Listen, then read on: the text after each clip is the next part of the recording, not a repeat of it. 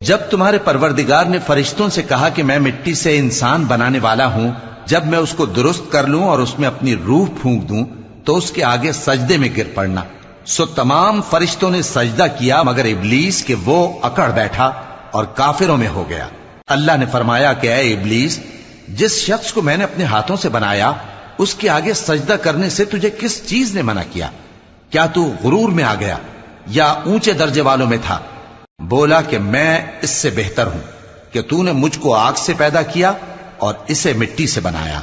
فرمایا بس یہاں سے نکل جا، تو مردود ہے اور تجھ پر قیامت کے دن تک میری لعنت پڑتی رہے گی۔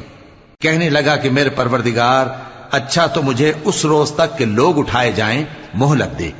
فرمایا کہ تجھ کو مہلت دی جاتی ہے اس روز تک جس کا وقت مقرر ہے۔ کہنے لگا کہ مجھے تیری عزت کی قسم، میں ان سب کو بہکاتا رہوں گا سوائے ان کے جو تیرے چنے ہوئے بندے ہیں۔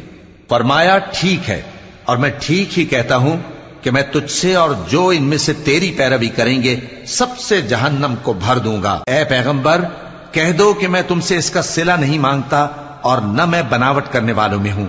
یہ قرآن تو اہل عالم کے لیے نصیحت ہے اور تم کو اس کا حال کچھ وقت کے بعد معلوم ہو جائے گا۔